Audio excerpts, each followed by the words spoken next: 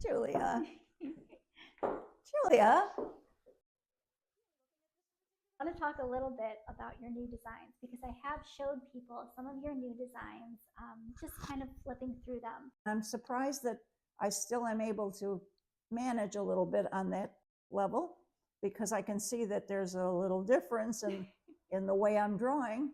It's not what I was when I was a very young lady. And there's a little bit of arthritis that decided to move in. You know, I do the best I can. I always think about you as a teenage girl drawing these things, and I still see so much of that in your drawings. Interesting that it just sort of flows through you because it does not do that for me. I have to think about it.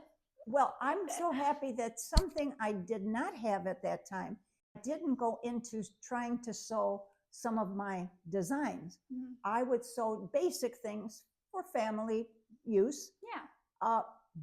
But when I see what you're doing with the sewing end of it, that makes me very happy because I think, oh, how nice to see that in something that I drew, you see something that you would like to maybe create in real life.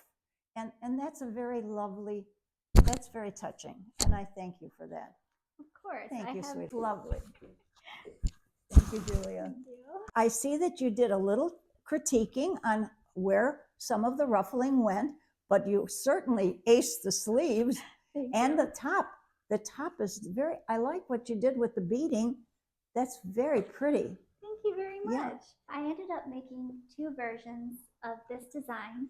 One that was using more daytime fabric. I used this linen fabric, and one that was more PJ inspired. So I don't know, I kind of took the design two ways. I was very inspired by the sleeves, of course, and the top area was very interesting to me. I wasn't sure when I was looking at it if it was supposed to be a dress or if it was supposed to be a romper. More like a romper was what I think I had in mind as I was doing this. And I didn't know if I wanted it to have the look that you've created with from the waistline down. I wasn't sure either. So this one I made a dress that I'm wearing with the little bloomers. And then the other, the PJ one that I did with the romper, because I thought a romper made more sense for PJs.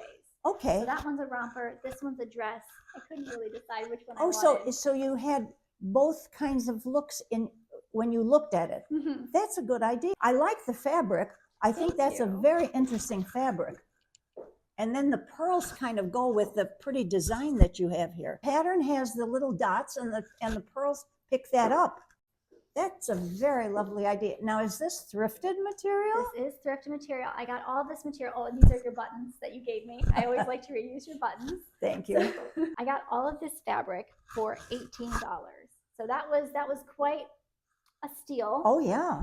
The dress that I repurposed to make this was a little bit short on fabric. So the design is a little bit shorter than what I kind of wanted to go with, but because that's all the fabric that I had, I went with a shorter version. Well, sometimes you have to do what you have to do because of what you have to work with. Actually, fabric from the 70s. Oh. So I kind of went with a 70s version because this kind of reminded me of sort of the Raggedy Ann dolls when I think about this. Yeah. So I kind of went that direction for this one. When I talk about using vintage fabrics, I hope that people maybe consider to do that themselves when they're learning to sew, because I get a lot of people that talk to me and say, you know, I want to learn how to sew. I've been following you for a while, but I don't really know where to start. And I always tell them start with upcycling and start with thrift flipping, because you can find fabric for a very decent price. A very, reasonable. And this way you don't feel bad if your first and second tries are not exactly what you were hoping for, but it's in doing it over and over that you get better and better. Look at yourself. I mean, that wasn't something you thought that maybe was going to be something you would do more and more of, but you have. I looked at this. There was a lot of stains. There was a lot of rips and tears. This fabric probably would have ended up in a landfill, but because I decided to use it for one of my projects, realistically, I'm not going to wear this to a restaurant later today. You know, this is not this is not a everyday kind of outfit. No. But for the purpose of creating, I think that people, even if they find fabric that might not look in the best condition, they can still use that, especially as they're learning for their projects, and they can make something pretty that they can, have their little project, take pictures in. and they're able to repurpose that fabric so it doesn't just end up in a landfill. Because realistically, if it has a bunch of stains and holes, it's probably going to end up in a landfill. I think when I take out the pencils and start to draw, something just happens. And I'm looking at something, and as it's happening, it's happening. And I don't have an actual sense, except that I have an idea for something I'd like something to look a certain way.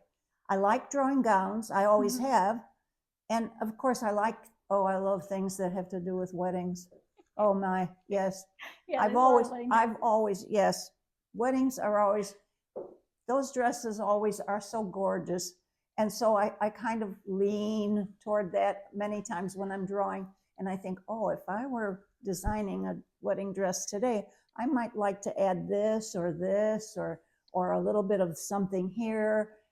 So I think it's a happening for me. I don't think I sit there and really think, well, although I do feel that when I'm doing some of those wedding dresses, I think right now this would be appropriate because we're in a little different time. Yeah. And I think I've brought it more into the current time that we're living in. So maybe there is something going on in the back of my brain as I'm drawing, but it's the drawing itself that's, and it's an amazing experience getting to create something that you have drawn. And I cannot say thank you enough for all the inspiration that you constantly give me. I hope that resonates with other people, because I'm sure there's a lot of young people out there that have a really lovely connection to their grandparents and maybe some of the different talents that they have as well. And sometimes you get inspired, obviously you did, but they get inspired by something that they learn from their, grandparents. I think that's a wonderful thing in life. And we are all connected. We're all human beings, and we all have pretty much the same love of things. Yeah. So, God bless.